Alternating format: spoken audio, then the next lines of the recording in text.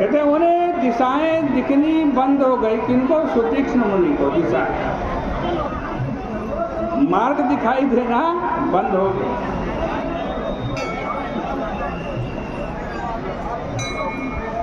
देखो, इससे भी आगे की स्थिति ऐसी हो गई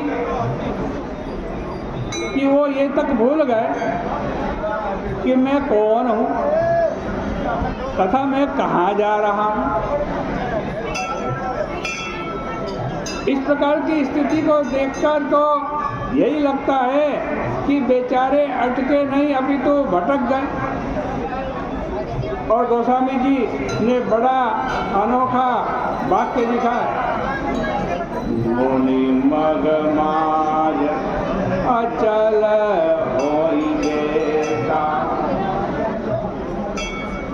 सुतीक्ष्ण जी तो वहीं बैठ गए, मार्ग में बैठ गए। और इधर भगवान श्री राम बड़ी उत्सुकता से प्रतीक्षा कर रहे हैं कि कोई भक्त स्वागत करने के लिए आ रहा होगा, लेकिन भक्त तो आया ही नहीं। तो भगवान तुरंत भागे। लक्ष्मण जी ने कहा, महाराज दौड़ क्यों रहे हो? प्रभु ने कहा, भाई एक भक्त स्वागत करने के लिए आ रहा था, किंतु अगर वह हमें नहीं खोज पाया, मार्ग भूल गया, अभिमान और मोह में नहीं बल्कि प्रेम में उन्मत्त होकर के मार्ग भूल गया।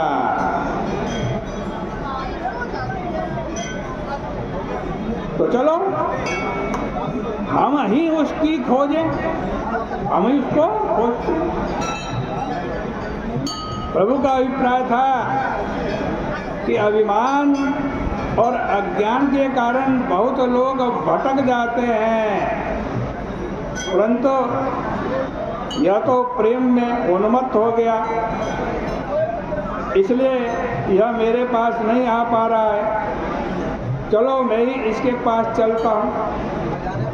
और जब पहुँचे तो क्या देखते हैं भगवान श्री राम?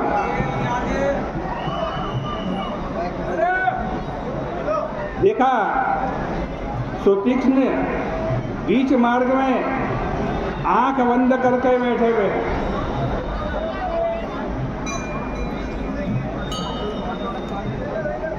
गोस्वामी जी कहते हैं कि भगवान राम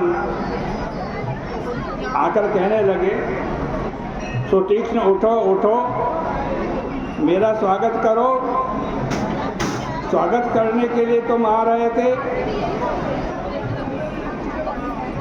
भले ही तुम नहीं पहुंचे हो, पर अब तो मैं आ गया हूं, अब नेत्र खोलो। किंतु वे तो भगवान के ध्यान में इतने अधिक डूब चुके हैं कि उन्हें सुनाई नहीं दे रहा है सामने कौन खड़ा है।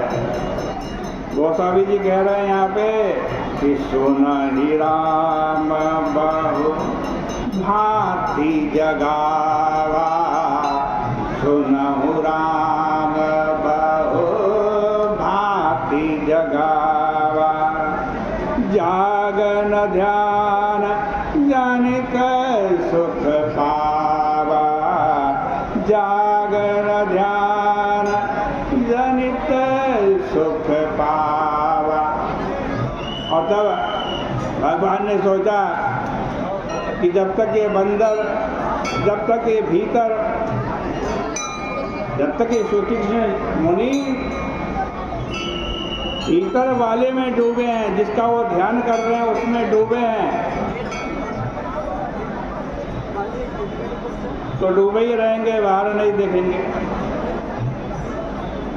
इसलिए अब जरा इन्हें भीतर से बाहर निकालना चाहिए। और यह विचार करके भगवान ने क्या किया कि रूप तव राम दुरावा, रूप तव राम दुरावा, हृदय चतुर भुज रूप दिखावा, हृदय चतुर भुज रूप दिखावा। प्रभु का तात्पर्य था कि महाराज यदि आप भीतर डूबिएगा तब तो आपको ही आनंद मिलेगा, पर यदि बाहर निकलिएगा तो मैं भी तो आनंद प्राप्त करूंगा। और उसके पश्चात भगवान श्री राघवेंद्र सुतीक्ष्ण जी को हृदय से लगा ले। भगवान कहते हैं कि शास्त्र और वेद की मर्यादा के अनुकूल कर्म कीजिए, कर्म मार्ग पर चलिए, पर चलने के पश्चात मार्ग में यदि तापस मिल जाए, तापस माने प्रेम मिल जाए, श्री भरत जी तथा निषाद राज मिल जाए या सुतीक्ष्ण जी मिल जाए, इन पात्रों के समान प्रेम की दिव्य उन्मत्ता की अवस्था आ जाए तो फिर उसके बाद किसी मार्गदर्शक की आवश्यकता नहीं। फिर तो वह व्यक्ति बिना किसी मार्गदर्शक के चित्रकूट की दिव्य प्रेम भूमि में पहुंचकर भगवान श्री राम से दिव्य मिलन उसका उसी प्रकार हो जाएगा, आनंद प्राप्त वो करता है जैसे श्री भरत इस प्रेम पथ से चलकर आज आनंद प्राप्त करते हैं। भगवान श्री राम जी की यात्रा कर्म पथ से प्रारंभ हुई। यमुना कर्म की नदी है।